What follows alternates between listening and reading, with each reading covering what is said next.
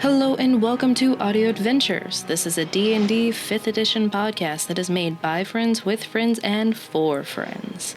And if you clicked on us, buckle up. It's going to be a crazy magic carpet ride for you and me.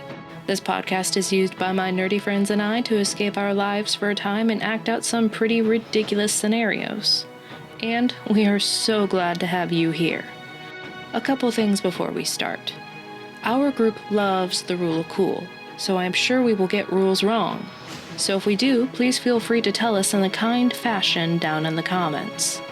Also, if you want to contribute to the fantastical world of Seblos where this campaign takes place, please make a comment and you may be seeing that kobold cleric in the very near future, along with your name in the show as well. Now, please grab a seat and some popcorn, and let's meet our Wandering Vanguard. Audio Adventures is a D&D 5th edition homebrewed podcast and may deal with triggering themes at times. Viewer discretion is advised. Trigger warnings can be found in the description. Previously on the Wandering Vanguard. Come in. Hey, so I had a breakthrough. You want to go shopping? I think I can make the magic hat to read your mind. To what? Okay, we're going shopping. I walk over and I just grab his arm and I start pulling him out the door. You look around, Ekman is nowhere to be seen. Hey, where are you at? They're talking about going out shopping and wanted you to come along if you wanted to.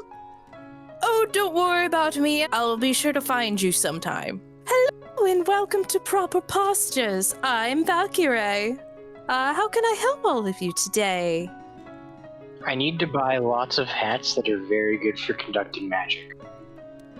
Have you heard of the Wandering Vanguard on the old Skynet? I didn't want to say anything, but One could call us the Wandering Vanguard. she freezes. I see.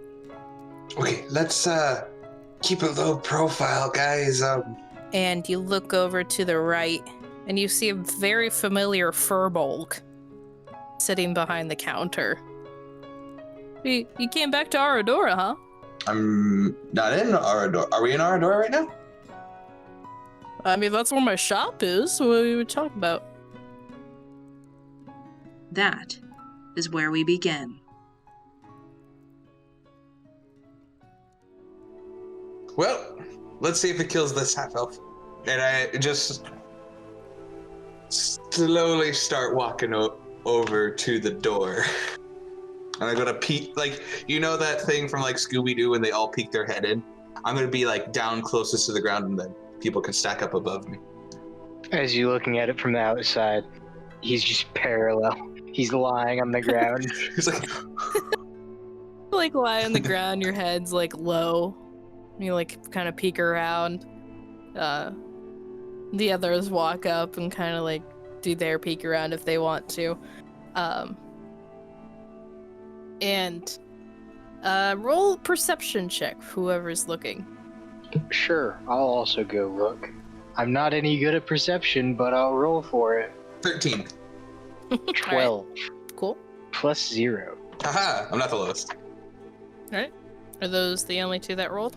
I'll give it a roll. What are we doing? Perception. Okay, then it's 11 again. Alright. So, with all of you peeking around the door, you peek inside, and all you see is a staircase going straight up. Immediately, 2 feet in, and a staircase. Is there just nothing up? Huh. And I start walking up the staircase. It's don't next. I'm gonna start. It's this. Am I getting bad vibes from this building? Am I getting bad vibes? Roll an insight check. Let's do it. I roll insight at the building. I feel neutral, I'm guessing, because I rolled a 10, maybe? Let me double check. No, I didn't roll a 10. I rolled a 13. I'll just wait outside. Okay. Alright. So Nyx, you kind of like shrug. You kind of go forward, and you take the first step is fine, but when you take the second step, can you make a dexterity saving throw for me? I can certainly try. Have it been wanting you guys to go in here for a while? Yes. 25. All right. So, you kind of don't notice because of like just how tall you are. But as you like take your first step up, you're like, okay, and you take the second step up, but your like leg just goes through, not like breaking, but like sort of like an illusionary staircase, and you just kind of, instead of going up the staircase, you just see your face going more and more towards another set of stairs, and as you walk through it, you are greeted into a very warm and open space in front of you with a couple tables and a man in a large raggedy, lopsided top hat with bells all around it, sitting with his feet up and a magazine open at a counter in the back. But the rest of the party sees Nyx disappear.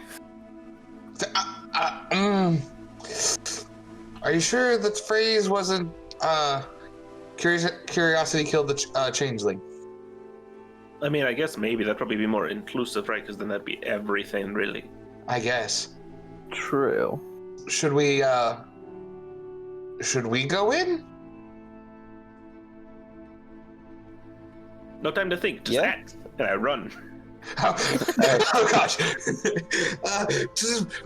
You guys are gonna give me a heart attack. I'm gonna slowly inch my way in. With your dexterity saving throw from before, Nyx will say that you hear Red Guest coming, and you move out of the way as he plows through the stairs. And you see a similar sight before, large open space with tables full of items of varying size, varying degrees. Same sort of man at the desk with a weird lopsided top hat with bells and feet up. And all of you come through, shoom, shoom, shoom, shoom, shoom, and see the similar sight. Hello, sir. The man looks up, and you see a weird sort of like the right side of his face looks darker than the left side of his face, and it seems like a sort of like a jagged like line down the center, and one half seems a little more elf than the other, and all of his clothing seems to be tilted in one way or another, not really coming for like a semblance of straight edge for anything. And he looks up, he has one green eye, one purple, and long silver hair on one side and short silver hair on the other. And he looks up, welcome to Venrie's Oddities. What can I do you for, friend? What kind of shop is this? I just said Oddities. If you look around the tables, and he like stands up quickly and like gestures out with one of his hands, which has long fingernails. You can see there are several different sort of oddities that fall into my grasp that I want others to have for a price. Of course. Of course.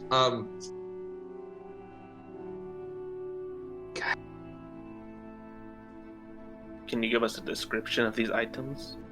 Mr. Venrie?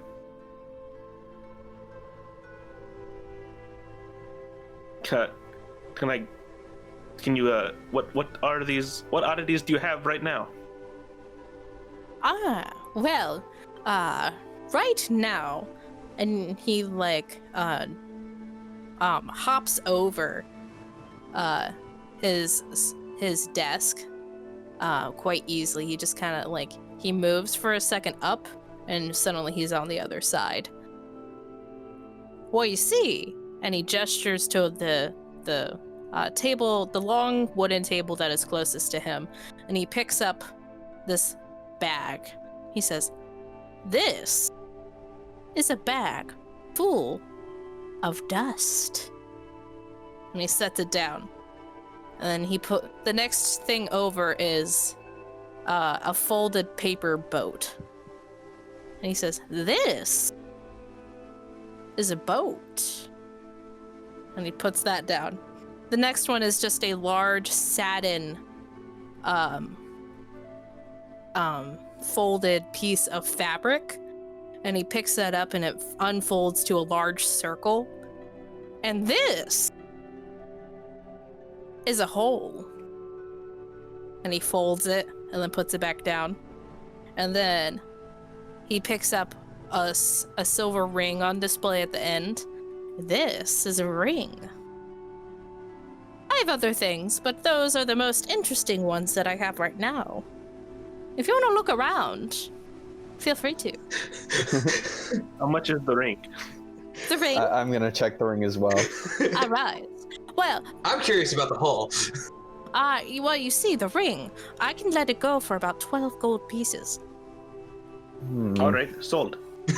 Oh, interesting. He hands out his hand for the 12 gold. And I'll give him 12 gold. All right. Do you want to know what that ring does before you put it on? Could you tell me as I put it on? I mean, you can. Okay, what does it do? Does it do anything? Is it nice jewelry? And he pockets the 12 gold. You see, that's a ring of contrariness. This magical ring is cursed. Sorry, you should have waited for me to explain. Well, I asked if you... I haven't... Oh. Making its wearer unable to agree with any idea, statement, or action. Once you put it on, it can only be removed by something called a remove curse. Yes! Yes! And is cast upon the individual wearing it. Because of the cure, the wearer will resist any attempts to cast such a spell, of course, because you don't, you're contrary. The contrariness ring will have one of the additional magical superpowers, which... And he, looks up for a second as the DM gets out her dice. You see, you will have something called spell turning. Wait, no, sorry. Strength. 18 out of... Interesting. You will have now a spell score of... a strength score of 18. I didn't put this on yet.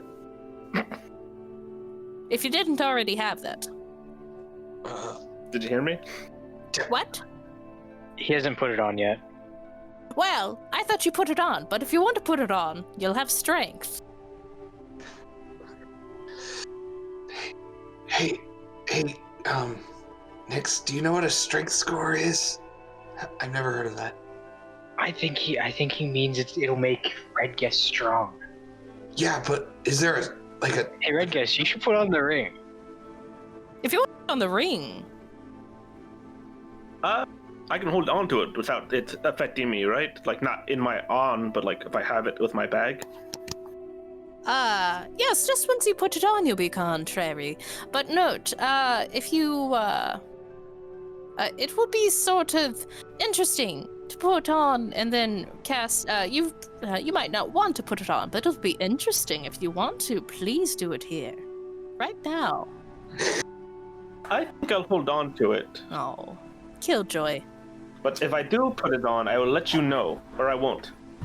Don't worry, I have eyes everywhere. I'm sure I'll see it. Anyways, any of you interested in anything else? I also have. What's the hole do? I'm curious about the hole as well. The hole? Ooh, you're interested in my hole. No. You might want to rephrase that. No, I'm interested, and I point to it. I'm interested in this hole. Oh, are you going to buy the hole? More just curious what it does. Now, what does it do? I might buy it depending on what it does. All right, since you asked. So this is a, so you see it's fine black silk. And you can fold it up to be as small as a handkerchief. And when you unfold it, it goes 6 feet in diameter. Portable hole creates an extra dimensional hole, 10 foot deep. You can use an action to close a portable hole by taking hold of the edges of the cloth and folding it up. Folding the cloth closes the hole, and any creatures or objects within remain in the extra dimensional space, no matter what's in it. The hole weighs next to nothing. If a hole is folded up, a creature within the hole's extra dimensional space can use an action to make a strength check. And if they get above a 10, they rip out of it. Also, if you put it inside of a bag of holding, it will destroy that. I was gonna say, like, this sounds like How much does it cost? Oh, I'll say 15 gold, because I'm interested. Sorry, I'm just thinking about shoving it in a bag of holding. Nope. You want to know what it does in a bag of holding? I can explain to you in excruciating detail what it does inside of a bag of holding. It creates an explosion, correct? You know exactly what it does in a bag, and you still want. I like you. Nope, not with mine. Nope. Get your own. And he's smiling. I like your thoughts. I'll 10 gold. I'll 10 make it gold? 10 gold for you. I am down for that. All I right. hand over 10 gold. Nope. Not happening. I'll send you your portable hole and rod of security information in a second, by the way. Thank you.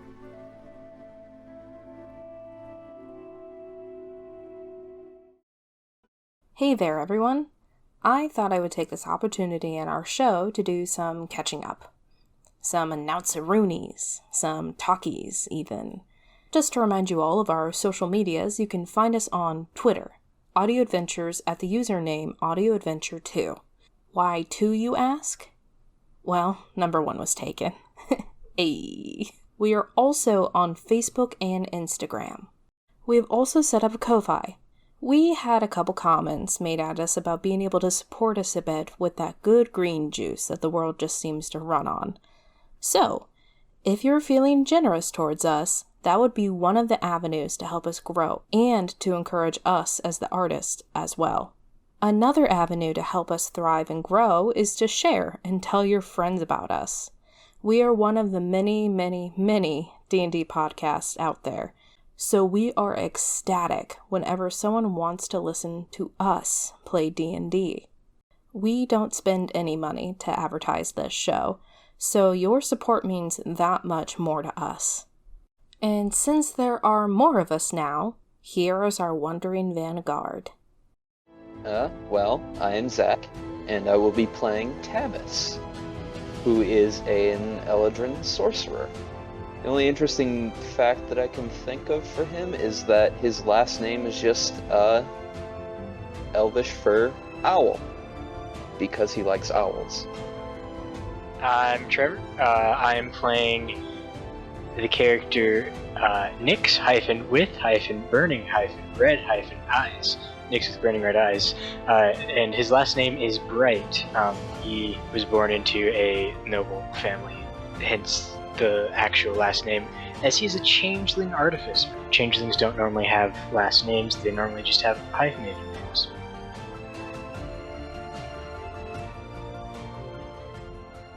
Hello there.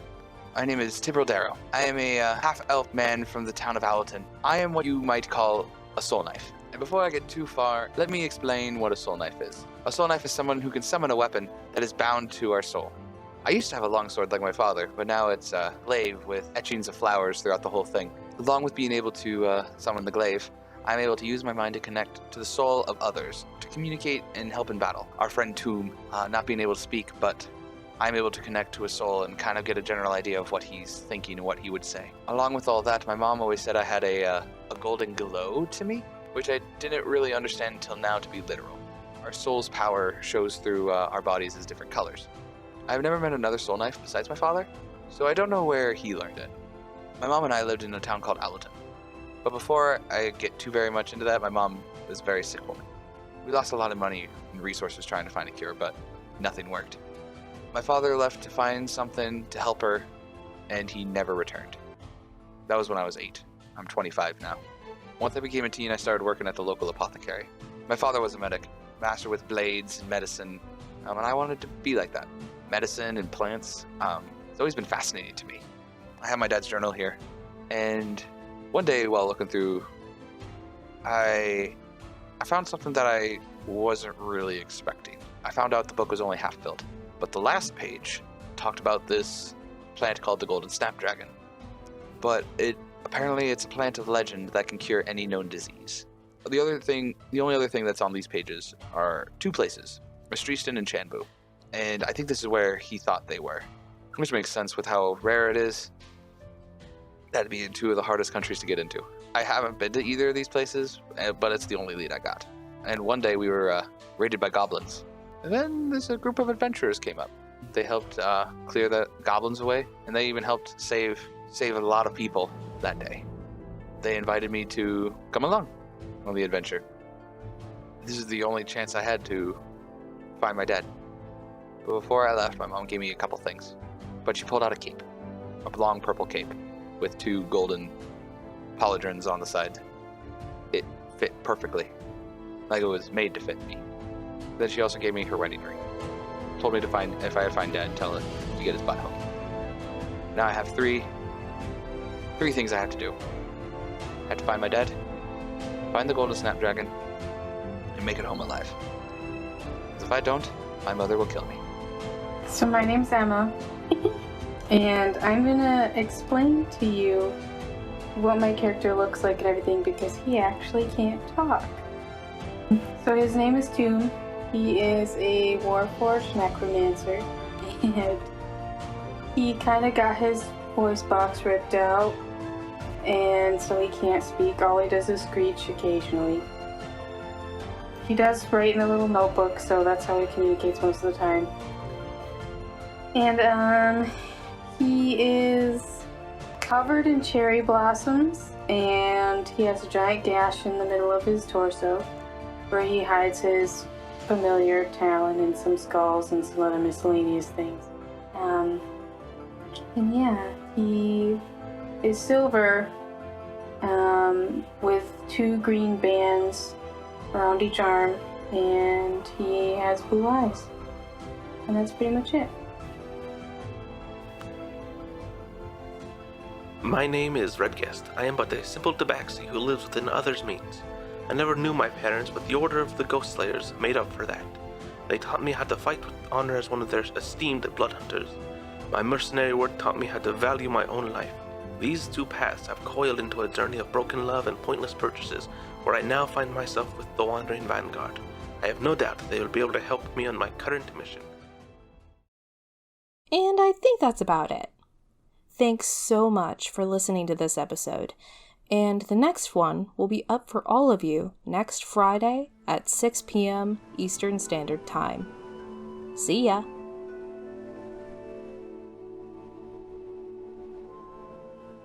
Alright.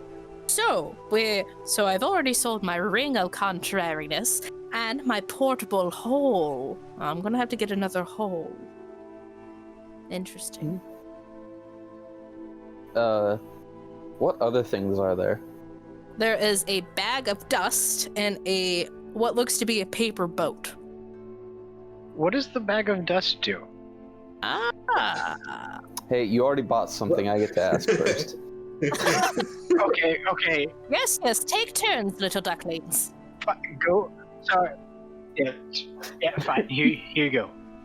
Your turn, Thomas. The bag of dust. What is that?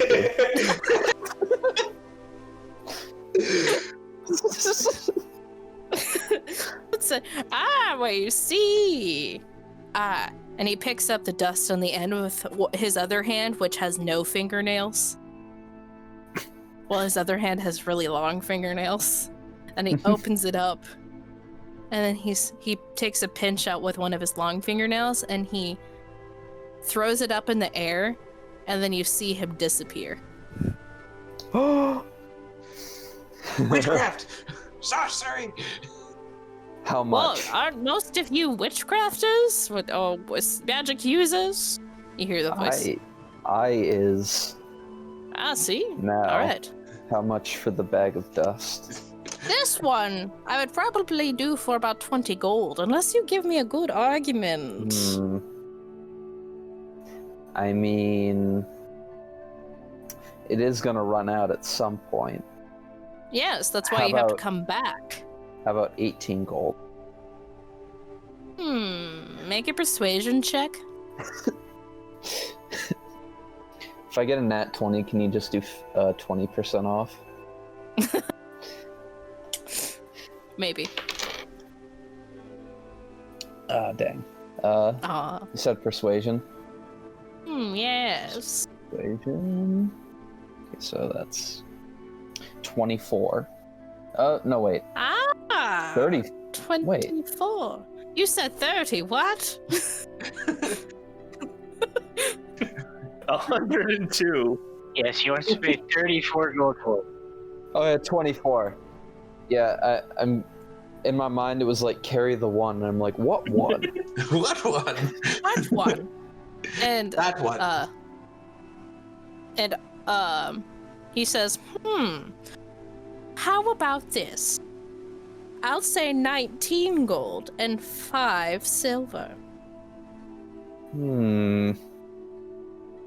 After all, you can be invisible. But isn't that just 20 gold altogether? Wait, can't Tomb do that?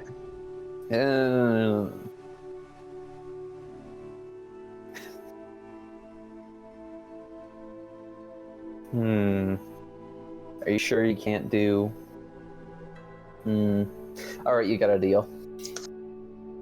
Alright, can you also make a perception check? A perception. Yeah, make a perception check. Because I didn't read something about this. Okay. Okay, so that's 15. Alright. You notice as he hands the bag over and he's preparing to take your money, the bag is now empty. I quickly pull my hand away and I say, Sir. where did all my dust go? I used it. You're buying the bag now. I don't want the bag, I want the dust. Fine, you little worrywart. And he goes over to the counter, bends over behind it, and you hear and he dumps it back, dumps something in there, closes the bag, and stands back up. Here you go. And the dust is in there. If you wanna, he's holding it out, not holding it out for money now. If you wanna check it, you can. I'm gonna check. You open it up, and it looks very similar to the other one. And you, it looks exactly the same. It is. It's still the dust. I hand over the gold in the 5 silver.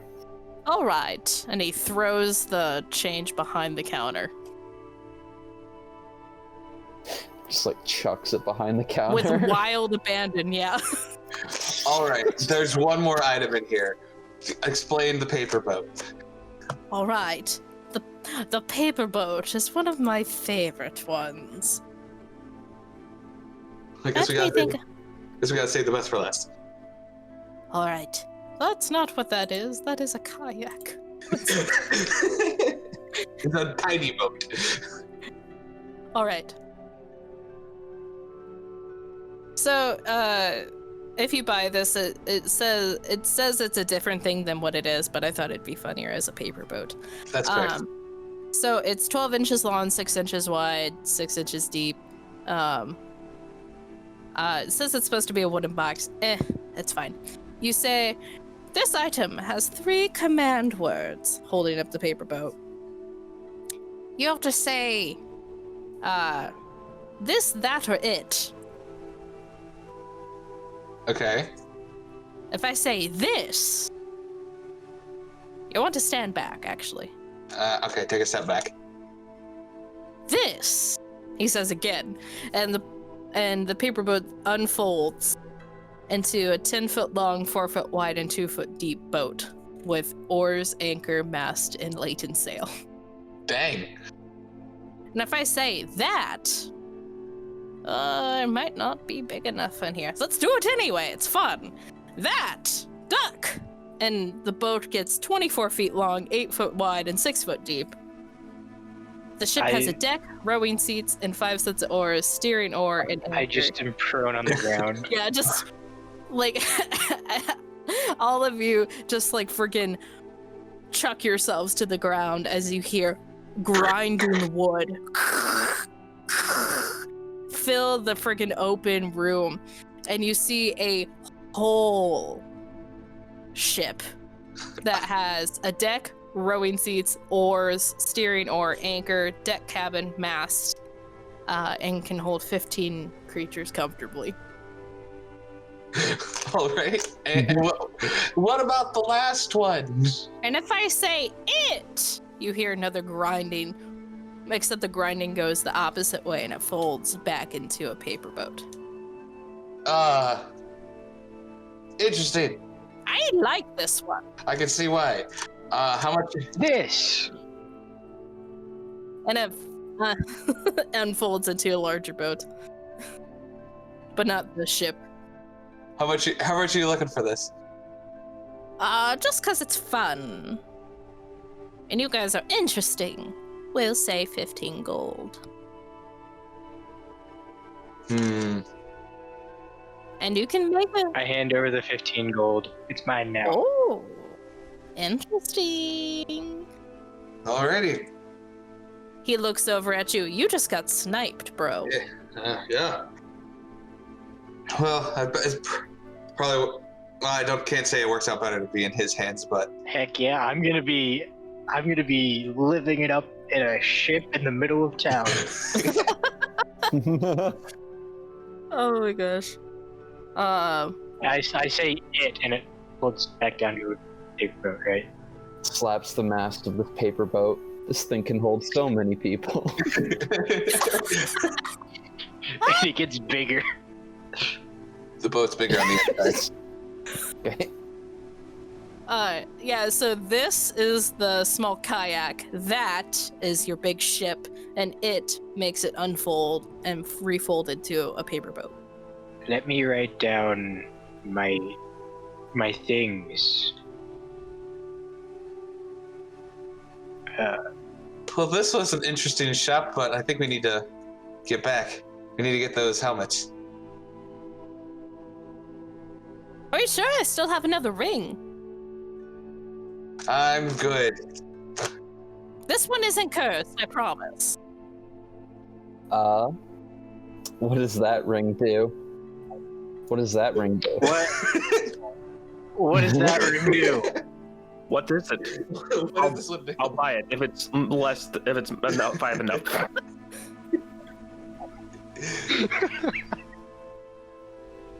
Oh, sorry. It seems that I forgot about this ring is actually cursed. So. That's Wait. what I was thinking. What I does it forgot. do? So, I say It it's is- okay, and I hold up my ring. This one's cursed too. this one is called the Ring of Bureaucratic Wizardry. And how much is it? What does it do? What does it do? It's about 20 gold. Okay, here's 20 gold. Can you tell me what it is? All right. Wait. Are you giving me the money now? Or... I'm giving you the money now, but I'm not putting the ring on. Oh, that's fair. All right. So, this cursed ring is indistinguishable from a ring of wizardry, but has one important difference. When a wizard casts any spell while wearing the ring, a sheaf of papers and a quill suddenly appear in his hand.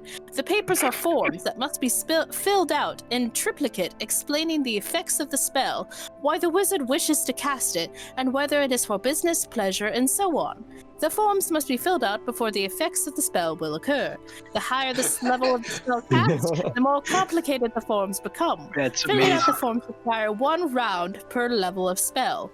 As soon as the papers are filled out, the forms and pen disappear, and the spell effects occur as the spellcaster desired. And it cannot be removed willingly. Oh no. Oh no. Small question about this ring and the other ring you've sold me.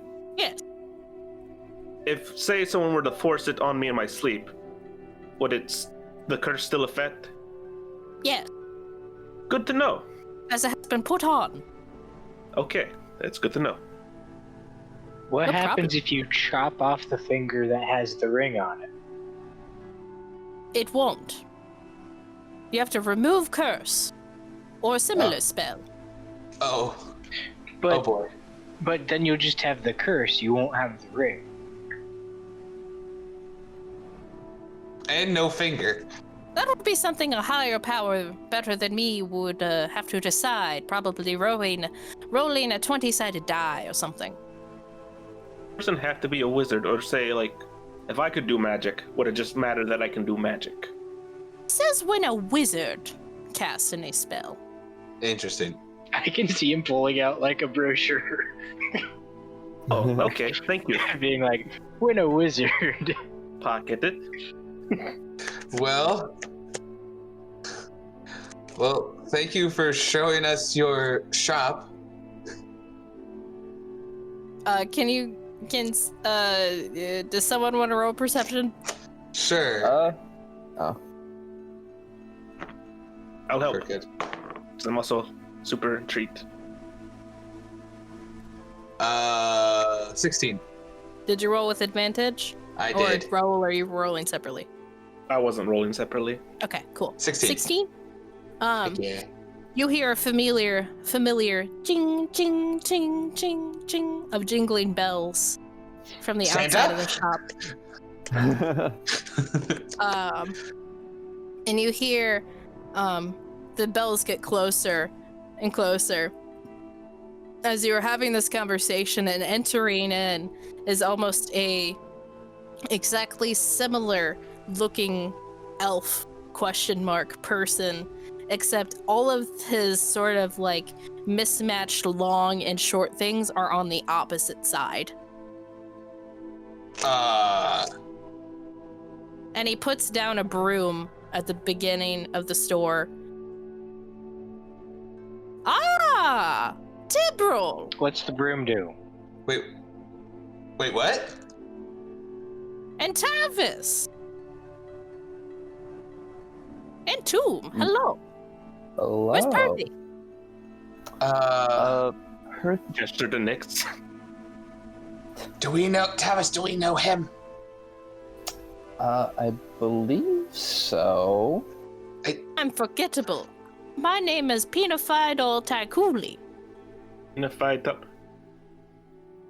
Wait. You can call me Paul.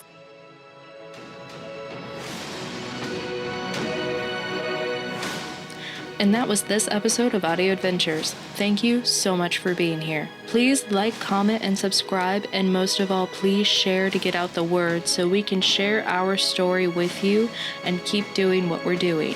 If you have an idea for an NPC, a shop, or even an encounter, please comment down below. You might be seeing any of those in the next session or maybe even the upcoming sessions. Again, thank you so much for being here, and we will see you next week. Please stay safe, everyone, and wear those seatbelts.